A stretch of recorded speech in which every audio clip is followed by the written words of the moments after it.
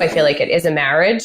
I feel like we're so invested in each other and so invested in the business that, like a marriage, I think we just work really hard to, let things go or push through and work together. Yeah, and I think that the biggest thing is trust. And also both of us, I really don't think either of us have really big egos. So we really are willing to let things go. And I think the thing that really worked in our favor, like Brittany says, if somebody's really, really passionate about something, we really allow that person to go with it. And if it works, it works. And sometimes it works and sometimes it doesn't. But to understand that, like, okay, if I give Brittany this next time, I'll be able to like do what I'm really passionate about. And that's really worked out in our favor. Welcome back to the Badass Women in Business podcast, where we bring you amazing stories of amazing badasses that are gallivanting the world out there. Today, we have two guests. I always love it when we're 2 on 2. Janki Patel, Brittany Smith, welcome to the show.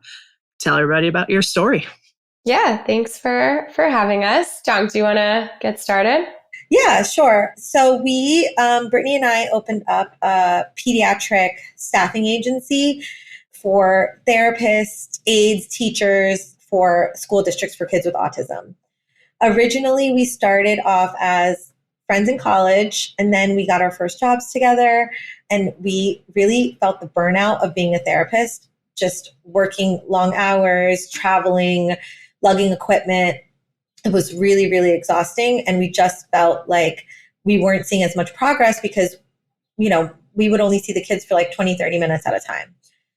So we wanted to make a change. And so we decided to start our own private practice. So we started a private practice in Jersey City. We opened up our own gym and we started marketing it. We took insurance, and where 95% of the companies like ours don't take insurance, so that parents that didn't have enough money to pay for their child's therapy outside of school were able to get therapy services covered under their insurance. So because we were one of the very few people in Jersey City that were in network, our business really kind of blew up. And within, I would say, a year to a year and a half, we were able to open up 3 private practices, and all 3 locations took insurance. So as we were doing that, we also worked on getting school-based contracts where we can place therapists in schools to provide services for kids in schools. Under the IDEA law, kids are mandated to get special services in the school system. So they would get speech, OT, PT, or paraprofessionals in the school system. So when that business started to get bigger and bigger and bigger, we decided to move more towards that and shut down the private practices slowly. We moved all of our current patients to other private practices that we knew were like good and thriving. And then we just started doing staffing full time. What a journey. And how long are you guys into this journey? It's been almost 8 years at this point. Well, that we've been official. We technically started in 2016. Yeah, so almost 10 years of actually, trying and doing.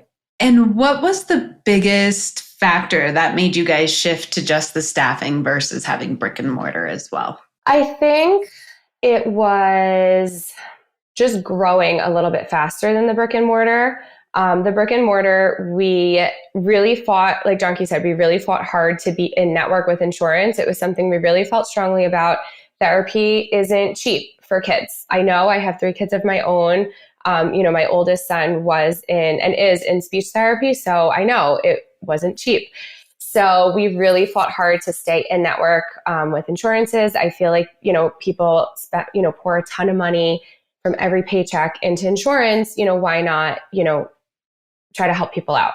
The insurance companies, in other words, really sucked. It started to get to the point where we were hiring employees, different therapists to work with the children, and we would obviously have to pay the therapist, and we were lagging behind getting some insurance payments. And then that kept snowballing and adding up. And, we are at the bottom of the totem pole when it comes to insurance. So we were starting to figure out that hospitals got bigger reimbursement rates for therapy than we were getting. So, employees would come to work for us expecting one salary, and we were like, we're not getting what the hospital around the corner is getting reimbursement wise. So it started to get where we were having trouble hiring people to work for us because our, pay wasn't as great as the local hospitals and facilities. And then again, we were lagging with some of the payments. We would try to push back and fight back, and they would fight even harder or, disregard us. So it got really, really frustrating. So very unfortunately, we had to slowly come out of network. And with that said, even, the insurance companies, again, would insist we were in network. And I'm like, I have proof we're out, So that was a big battle. But then, like I said, coming out of network, we lost a lot of clients, unfortunately. So while that was kind of decreasing, the school part of the business was really taking off, so we figured that, in that moment, that was the best option to go with. And, it was great. And it has been great. We're both able to work remotely. Again, I have 3 kids. It works, really good for my schedule, for my family. I know, Janki has, her other stuff going on as well. And it really, really works, well for our lifestyles right now. So with all those years spent together, building a business and building a plan, has it all been smooth sailing, or has there been some ups and downs? Christy and I are fascinated by partnerships because we've had good ones and bad ones. And obviously when we were setting our partnership, it was done in full openness and acceptance of one another. And, a lot of partnerships that we talk to, since we've talked to them, actually, they're no longer together. So we want to, we'd love to hear some of how your story has gone over the years. Janki and I have always said, and we'll split this one up, 2-part. I feel like we really balance each other out. I feel like I have my extremes and things that I'm good at and not good at, and Janki, the same. So I feel like, definitely, especially in bigger situations, it's a good balance. We have had hiccups, and I feel like there have been things that she feels so passionately about, and I don't always understand her point of view, but she sees it and she wants it, or she doesn't want it, and I respect it, and we go that direction. And I think vice versa for sure. There's things that I'm like adamant about, and she, from a logistics standpoint, is like, I don't understand it. And, she respects that, and we go in that direction. So I think that, we definitely work really hard to balance each other out and to make it work, because I've heard horror stories too, where it's so rare, for two, people in business, split 50-50 to just, make it through and continue. I feel like it is a marriage. I feel like we're so invested in each other and so invested in the business that, I think we just, like a marriage, I think we just work really hard to, let things go or push through and just work together. Yeah. And I think that the biggest thing is trust. And also both of us, I really don't think either of us have really big egos. So we really are willing to let things go. And I think the thing that really worked in our favor, like Brittany says, if somebody's really, really passionate about something, we really allow that person to go with it. And if it works, it works. And sometimes it works and sometimes it doesn't. But to understand that, like, okay, if I give Brittany this, next time I'll be able to like do what I want, what I'm really passionate about. And that's really worked out in our favor. And I would say that like so many times, and I think so many times where Brittany's really, really like adamant on doing something, and I'm like, I don't think it's going to work. It does end up working. So you build more and more trust as things start working when you really, really trust that the other person, has the best interest of the company, and she does, and so do I. So it works really well. I think you hit the nail on the head, because I feel like we've talked about this a lot, like the trust aspect of it. We both have the same end goal. We both have, the same, annual goals and, just goals for each other, that I feel like when a decision is made, it's for the best interest of the company, which is in my best interest and my family's best interest, and vice versa. So I feel like it's never like a selfish thing where it's like, I just want this to work because I want it to work and because I said so. I think it's no, we both want the same thing, and, that's where we're headed together. And I think that, we make a really good team, and we definitely have practiced that. Yeah. And it does help the 50-50. Like, I think that because we're split 50-50 and there is no imbalance in how much we own the company and how much we pay ourselves, it really, really helps, because no one's ever like, I'm doing more work than you, or you're doing less work than me. Because there has been years where Brittany has like, when we had the private practice, Brittany was like, she is very, very good at patient care. So she was so into patient care and she was treating the patients and I was not treating the patients. I was still working a second job. And then once Brittany had 3 of her kids, sometimes I take on more of a role. So we're never like, oh, you're doing more work than me or I'm doing less work than you. And that, I think that really helps. We always, have each other's back.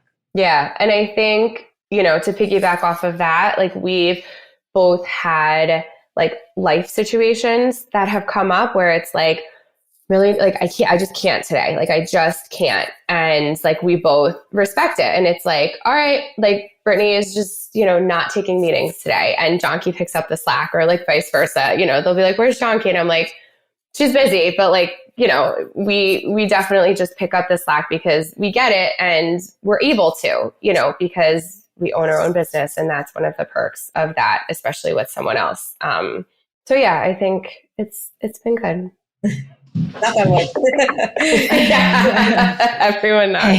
Yes, you guys have made it. You've made it past those really key trying times too, which I think says a lot about the partnership you guys have created. From a leadership perspective, do you guys have is everybody contractors or do you guys have other full-time staff? And how do you guys navigate leadership amongst your teams and taking on those different roles? Yeah, we have everyone on our company is a W-2 employee. So even the contractors that work as, where we staff them, they all work as W-2. So they all work for us directly. They all get paid hourly. And then we have 3 other internal staff members that are all salaried. So we have an admin person, an operations, we have a sales and RFP manager, and then we also have a talent acquisitions manager. And under the talent acquisitions managers, we have recruiters, but right now we're a little short staffed, so we're trying to hire more recruiters, but typically it's about like a team of 5 or 6 admin. And then in terms of leadership, when it comes to working with the staff and people, Brittany's the best at that. I'm more of a back end person. So I'm doing like the finances, like organizing with the schools, doing a lot of our back end contracts. And Brittany really works to keep the team morale up. And she's always like, every month we do like a wellness credit for all of our internal staff. We're always checking in on them, making sure that they're doing a good job. And that's kind of how we make sure that we're, keeping up with everyone.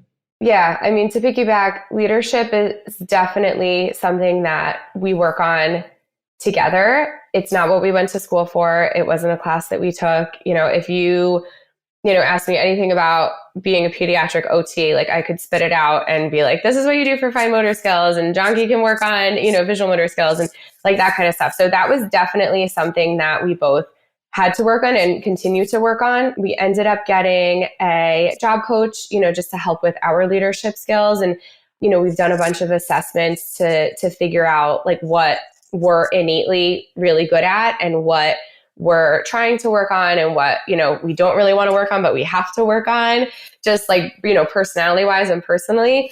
So that's been really, really nice. We do have weekly meetings where, we'll go over some type of leadership topic or, we've had books that we've passed, back and forth and ordered.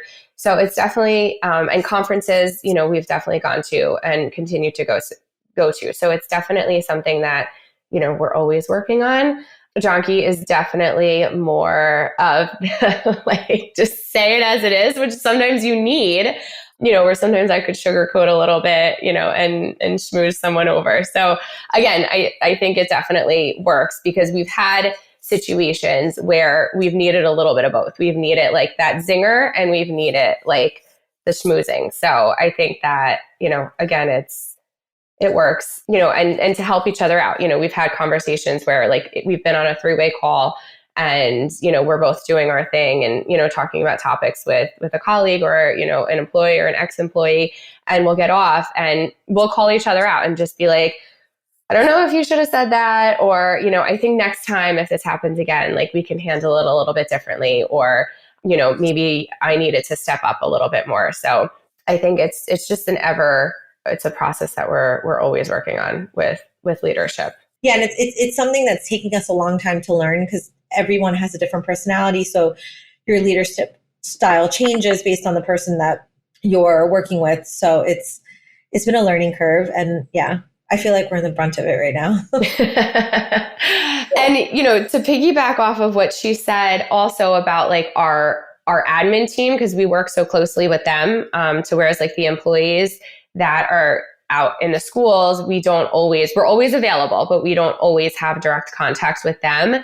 So we've always said that we want Jump Ahead to be somewhere like a place where someone wants to work. So whether it's administrative wise or employee. So it's really doing those, like Janki said, those monthly wellness things, the calls. We also do like a monthly meeting on Fridays for admin where they get out like an hour early. And for that hour before that, it's just them chatting. They can have a cocktail, they could, whatever they want going on. But everyone is remote. So we want to still have that camaraderie, still have those relationships to where leadership comes a little bit, easier, even though everybody's remote. So Christy and I work with a lot of group therapy practices. And one of the challenges that they bring to our attention is not only the recruiting part, but the licensed versus unlicensed, and making sure that you're keeping up with all of the benefits and all of the caveats that certain states and municipalities throw at you when it comes to practice. For example, in our Chicagoland area, there's been a new PTO rule and PCSL rule that started this January, and everybody's scrambling and making sure that they are compliant to it. So when you're looking at staffing in the therapy space, what keeps you up at night? Janki's always up at night, the anxiety. Janki, you can speak on that. Yeah, it's that because we just got word, because New Jersey just changed the law that you have to have a certificate of staffing with the Department of Consumer Affairs. And we never heard about it. It's never in the news. You just have to Google things and learn about it. And so I'm like scrambling. I'm like, we have to have this certificate. Like, we're going to get shut down. And so like, I quickly figured it out. We talked to some of our lawyers. We had people do some research, and we were able to sign up for it. But those are the little things where I'm like, I think the things that keep us up the most are like, are we doing everything legally? Because sometimes you think you're doing everything by the books, and then a law will change, or there's a certification that you never knew you needed to have. And because we're in multiple states, every state is so different. So it can be really, really stressful. So I'm always constantly like having people do research and look it up for us, because the most research I can do is I can Google things and I can call people.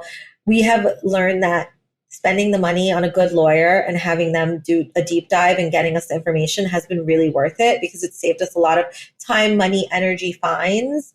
So that's been really helpful. And then the other thing that really, really keeps us up at night, I feel like, is the universal law changing, like with the president's changing and stuff like that. All those big laws are changing. And because we work with the Department of Labor and we work with the government, those are really big deals, and not having those answers and just waiting to get an answer can be really, really frustrating and really, really scary, because if a law changes, then our business changes. So just keeping up with that has like really been important. And I think we've learned to have multiple lawyers. So we found like everyone is good at what they're good at. And, so what we didn't know before, there's a ton of a ridiculous amount of different types of lawyers who have different niches. So they're all great, but good at what they're good at. So we lean on them a lot when we're unsure, because I feel like I'd rather pay for the couple minutes to chat real quick than to, have to unfortunately pay later in a fine or something like that. And then a tip I would say for like business owners in general is, once your business grows and you do have a little bit of money, I would say that's the number one place to put some of your investment is into a legal firm. And I would pick a big one that you can get everything from. So at one point we needed to get a trademark. We had an employment law question. We had a loan question, and we were able to go to the one big firm that we trusted, and they had someone for everything. That, number one, saves you a lot of time and research. Number two, you trust the company, you know the pricing, and they have a good relationship with you. So a lot of times they'll say, hey, this isn't that important. I'm going to put a paralegal on this, or I'm going to put a new lawyer on this. They're going to charge you a lot less. And that's been really, really helpful for us to work with a bigger firm. So I would really do that if you have the money and the time to, invest in that. So from building your business, number one, did you guys bootstrap everything? Or how did you go about building your business? And number two, what kind of resources? We always call kind of having your personal board of advisors. Like, who are really key resources for you as you were building your business? Yeah, we definitely kind of just were winging it. It was like, we can do this. We did our own research initially and, got registered and did all the things. We did have a mentor that what had ended up happening, I think you bought her book, Janki, and then we reached out to her, or we started following her. We reached out to her directly. And she was a physical, or she had a dual role. She was a PT, OT, dual major, and she had done kind of similar to what we were aspiring to be at the time of, opening up her own practice and then eventually selling it. And now she, just mentors and writes books about about doing that. So she really helped us initially, kind of gauge what our goals were, how to get there. So she was definitely a big asset, but yeah, we kind of just figured it out, which was scary and wild. And we're still figuring it out with a lot more support and help. But, we kind of just did it. And we put all of our own money into it and in terms of like initial investment. So our story is a little bit unique because we got really lucky on how we were able to rent out space. So I had a former boss that I called when I decided, okay, we're going to do this. We're going to start a private practice. But initially we were like, we'll do home care. So we don't have to rent out a space. We'll go to people's houses and we'll treat at their homes. And then once we save up enough money, we will open up like a location. I had a former boss that happened to have his office on my parents', the same street as my parents' house. And he had upstairs a sensory gym. It was a pediatric private practice that he started and he never got off the ground. And because his PT practice was thriving so much, he didn't need it. And so when I told him I'm thinking about, doing this, he's like, I have this space upstairs and I have all the equipment. Do you want to just use my space? And I was like, yeah, sure. How much is it going to cost? And he rented it out to us for $250, which is insane because my parents live in Jersey City and the rent for that space would probably go for like $3,000. And he rented it out to us for $250 and gave us all the equipment for free. I think he just really liked me and he knew I was a hustler and he knew I had student loans to pay off and he just was the nicest man. And we were able to essentially get all that equipment and have all that space for such like little money that we were able to start building up the clientele. And then what we did was when we started treating, we wouldn't take any of the money. We would put it into the bank account. So then Brittany would work and I would work and we would save up everything. We both had separate jobs. And then everything that we saved up, eventually we had enough money to move locations. And I think we moved within a year. We moved to a bigger location where our rent was $3,000 a month, but we were able to afford it because we had worked for the year and saved up all that money and we took all that money and then we reinvested it. And then that's how we started. And we both still kept working like side hustles until we made enough money to quit our jobs and do that. And we never took on investors. We still to this day we still own 50% of the company. We just reinvest a lot of the money that we make. And so that's been like just a really big positive of the whole situation because we still both own 50%. It's funny to think of that now that you brought that up because I remember we were like excited but panicking when we were like, are we going to be able to afford this? Are we going to have enough clients to pay and whatever? And then like to see that then we grew so much in that year.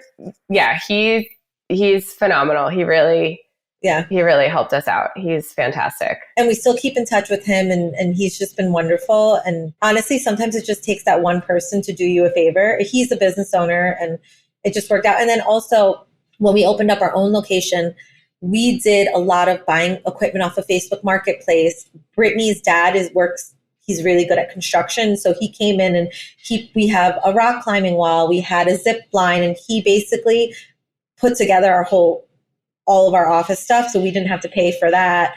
My cousins came in and helped us set up and we had a student paint the place. So we really, really kind of just used our resources and talked to friends and family and they really helped us. We were very resourceful and thrifty. And I still think we are. Like, I still think in some cases, you don't need to go out and do the whole 9 yards of the expensive stuff and whatnot. It did the same thing, that the things from the magazines that were thousands of dollars, could do. It worked and the kids did great and made progress and, we were able to start out. And I think like you have to really, really do like, you have to spend time doing research and not hope that something's just going to fall into your lap. Like Brittany would be on Facebook Marketplace for hours. And one time she found this parent that has a child with autism, and he basically makeshift a gym in his basement. And I think he had given us at least like $3,000 or $4,000 worth of equipment for like dirt cheap. Do you remember that? And then like I forgot about that. Yeah, he had given us, I think he's the one who gave us the rock climbing wall. He's the one who gave us, like he had done this thing for his son. And then I don't know why he was selling it. I'm not sure if he was moving or something. And Brittany somehow found him, and like he just gave us like the equipment for like a really low price.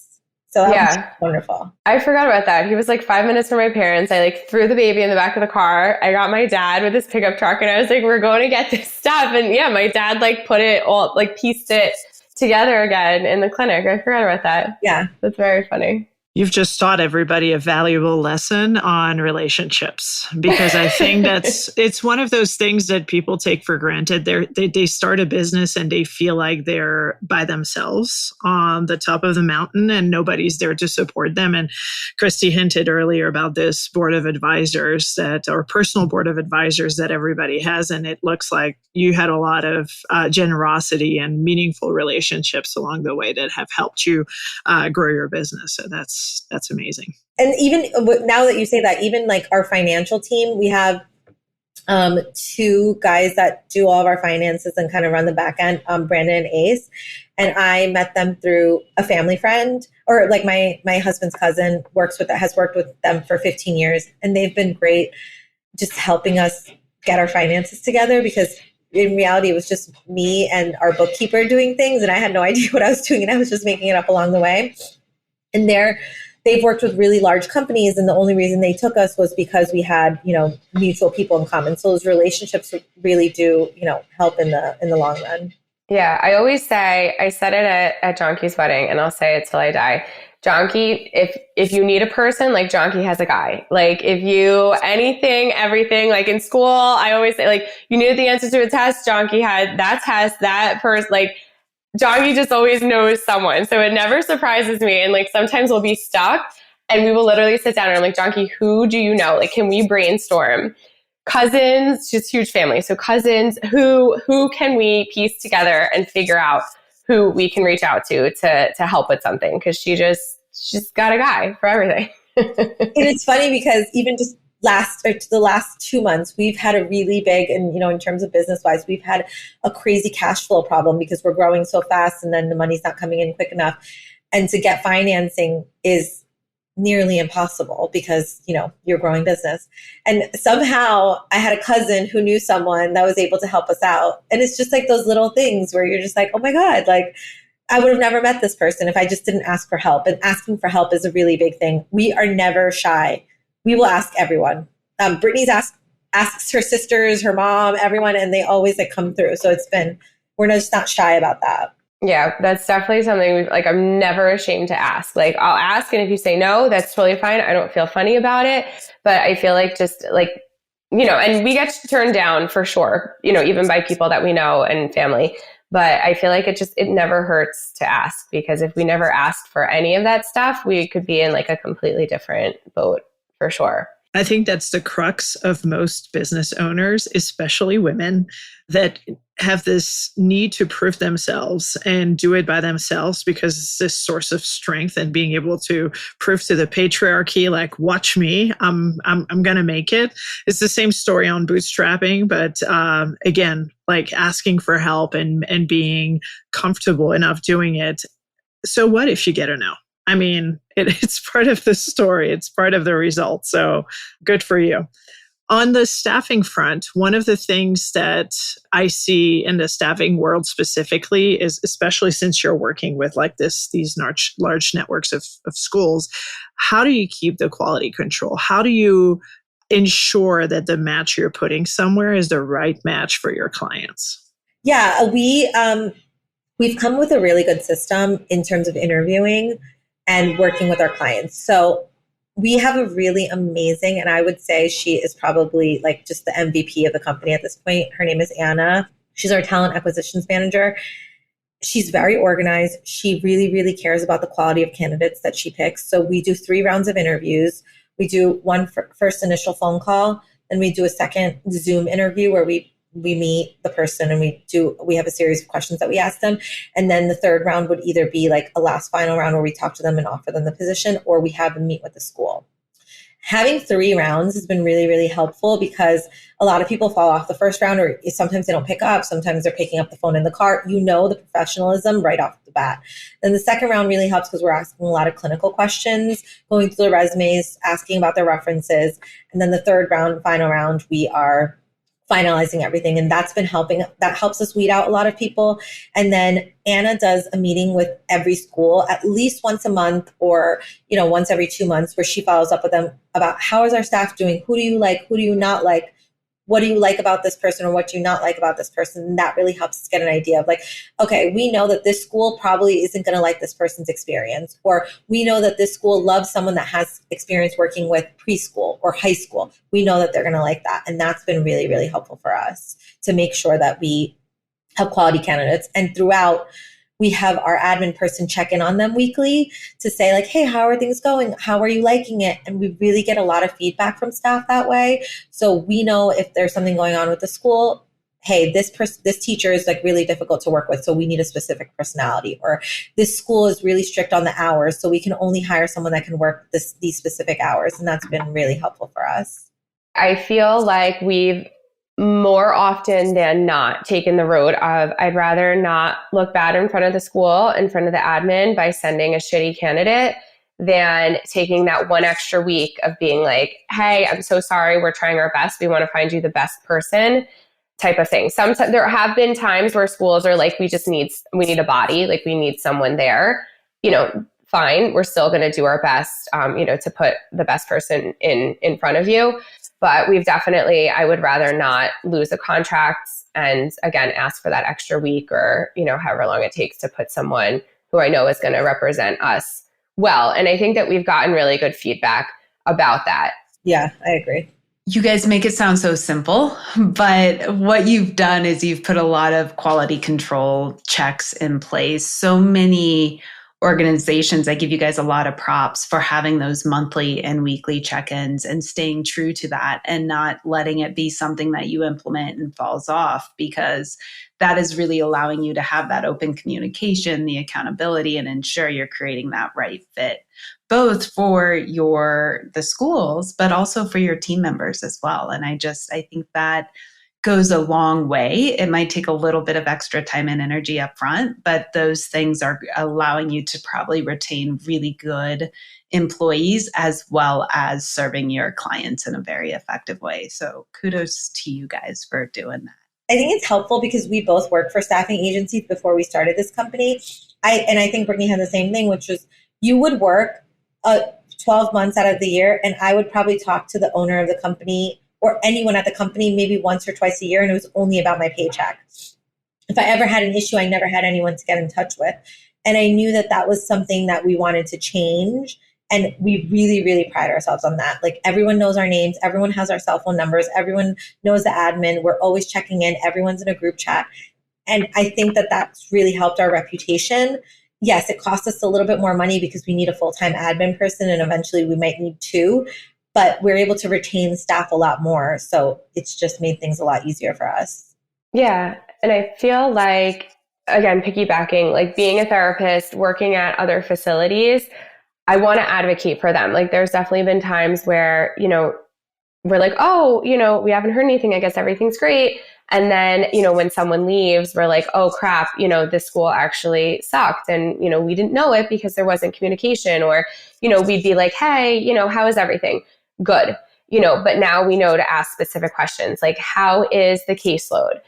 How is your supervisor? Like more specific questions to get to the bottom of if anything's going on, and we definitely want to advocate. The schools are bigger than us as far as like employees and such. So sometimes, our employees can get swept under the rug. And, there was an instance where someone, we had checked in and someone was like, oh, it's okay. They're just making me go to 5 different schools in a day. And we were like, what? I would never put up with that as an employee. And found myself, always a yes, yes, yes. And that would be crossing the line for me. So I'm like, absolutely not. You're going to get burned out, if we don't address this. So we definitely advocated and, helped and, just made this or helped the school to understand that was just asking too much of someone. And it wound up that school did have a big turnover rate. So, we kind of, talked about that a little bit. So, we definitely also, like you said, want to advocate and make it an enjoyable place to work for, our employees as well. I would love to know, what does the next 5 years look like? What's next? What does growth look like? Where are you guys going next? I think, I know. We want to expand into different populations. So I think that, we're doing the pediatric piece of it. We're doing the schools, and there's always improvements, and we're always finding out, different ways to improve and expand. But we definitely want to and are trying to break into the adult facility world as far as like skilled nursing facilities, hospitals, adult PT clinics and such, and staffing for those facilities. So again, Janki has a connect, of course, that we very recently have spoken to. And he was like a wealth of information as far as like next steps and what we're doing wrong and what we're doing right as far as like entering into the adult world. So I think that's definitely it, as well as expanding into different states. So we are in a couple different states. But we want our presence to be as big. We want to do exactly what we've done in New Jersey in those other states as well. So that is to come. I think right now it's like there's so many like weird opportunities that again have like fallen into our lap, and we're like, which direction do we go and who do we go with? And so I feel like, and we've talked that it's like the next stage is coming. Like it's just figuring out all of this mumbo jumbo, and then, it's something. We just don't know which direction. Yeah. And like, I think expanding within just having more employees, like our goal, I would say numbers wise, which we just did recently, we would love to have in 5 years, we'd love to have 500 employees.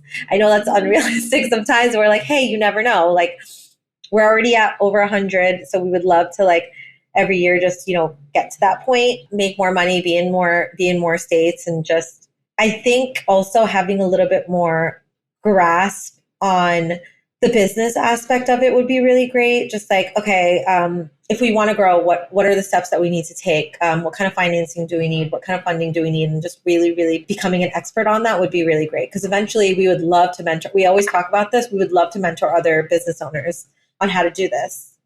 I have so many things in my mind right now, but I'm also looking at the time and we need to start wrapping because we could chat forever and ever, especially because my mind always goes. So when Christy and I work with business owners, it's specifically around exit readiness. And so, and growing their enterprise value to help them exit their business so that they can live their best lives after their business is, in their rear view mirror.